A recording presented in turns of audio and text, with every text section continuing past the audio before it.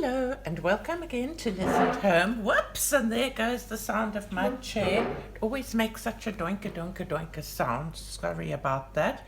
Today I have a cup of tea with me again. I love my tea. Quick slurp.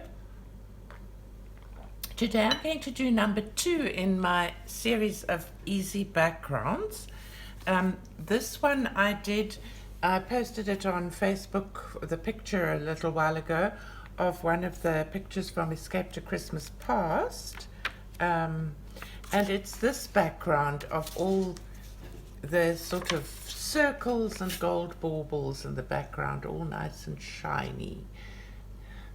So it's a very easy background, and I decided it takes such a long time to go carefully around all the details, although this one in particular was not too bad because they're quite easy outlines, but I decided I would rather show you in a video that's not going to take forever and a day, because this time of year we're all so busy we can't sit and watch videos for 30 to 40 minutes at a time. So I'll show you quickly on a blank piece of paper how to do the background, and then you can adapt it to your own coloring page that you choose to do.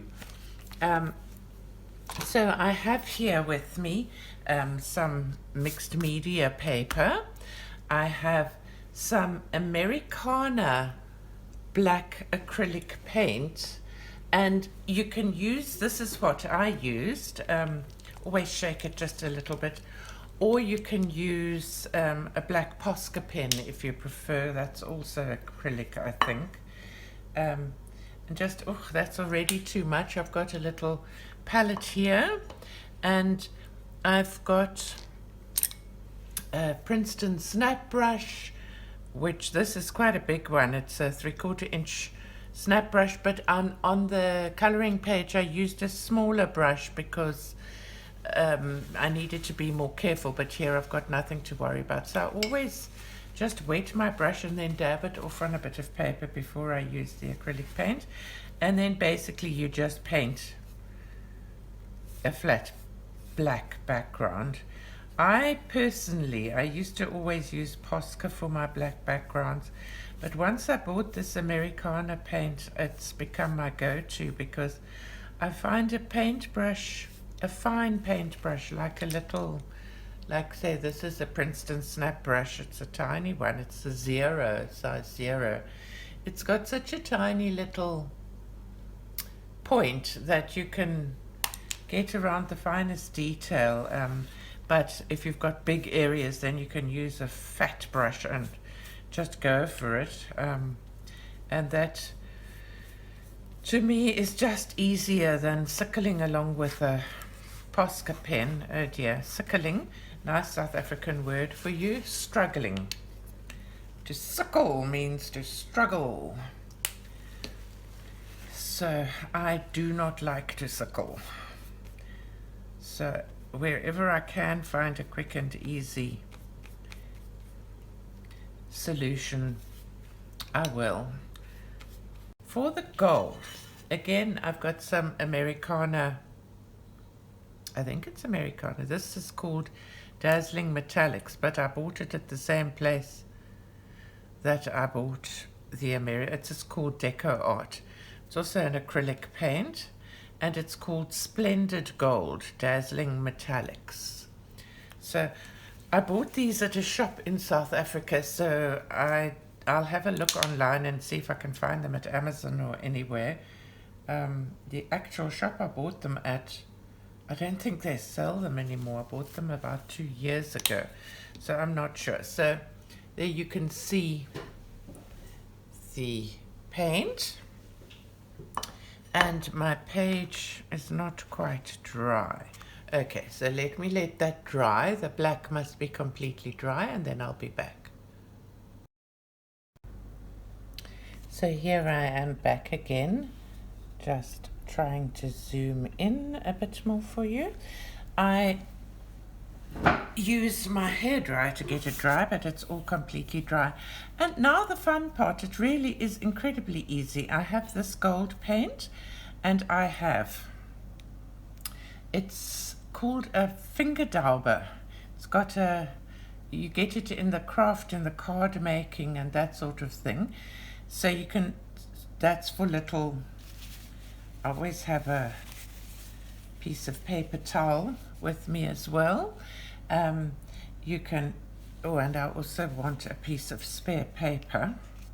Sorry, so I've been stupid with this and actually messed up my entire book of paper here with not taking care and pulling one out. So I have a spare piece of paper to the side.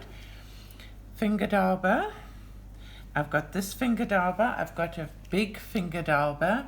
I've got a little spongy, and I've got a stipple pen. And then I also have my teensy weensy little size 0 brush.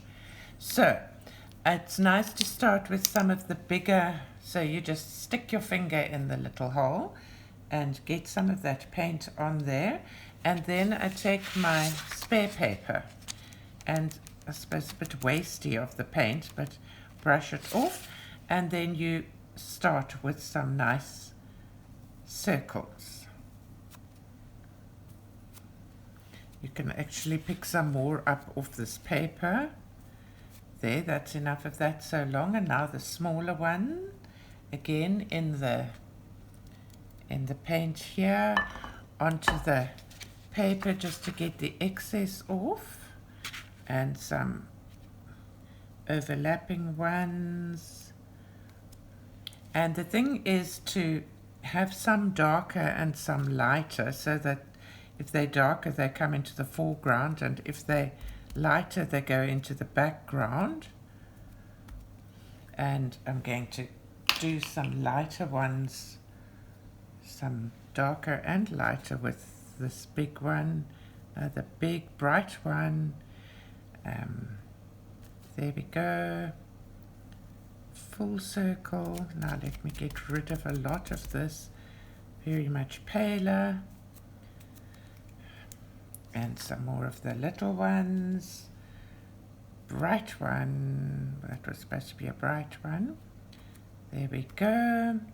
And now I use this stipple brush, which is one of the things I got with one of my gelato sets, and I just did a few splooches, which you can or don't have to do depending on your desire.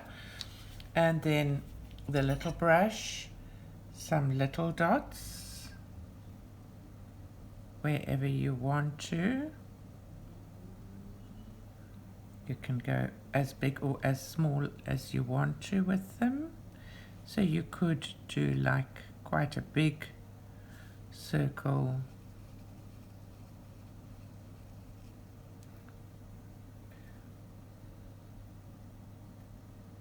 And just go for it.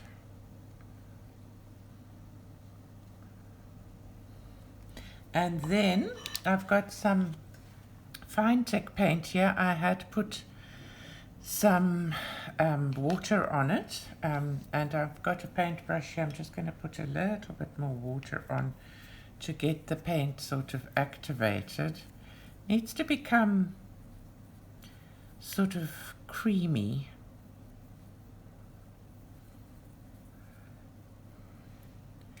There we are. Wash that brush off, and then again you can stick the fingerdauber into that.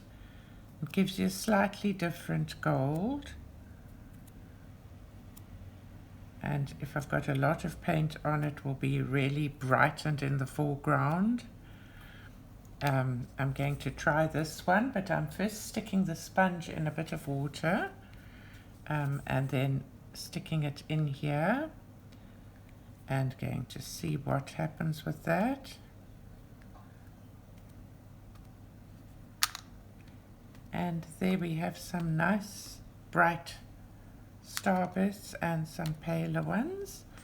And I think I want to do some more of this. I'm going to stick the sponge in the water onto the Finetec paint again, just checking it on my paper so that it comes to a nice consistency that I like. I think it's too wet now. Squash some of the water out.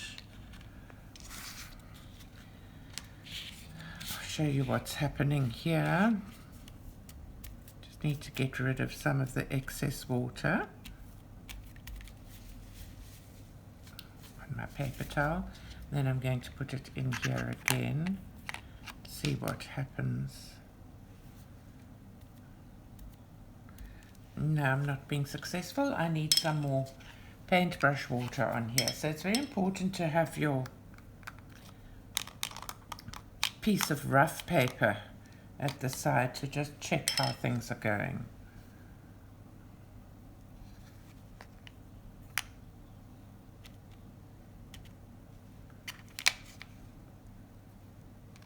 And there we go. Some nice bright ones. And overlaps.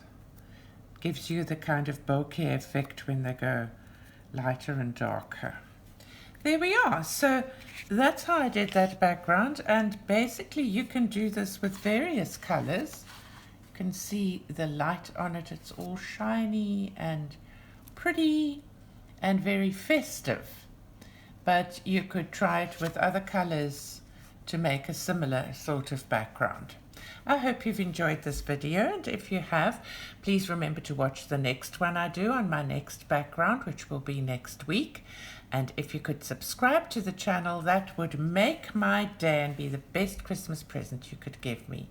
Thank you so much for watching, and have a wonderful day. Bye-bye.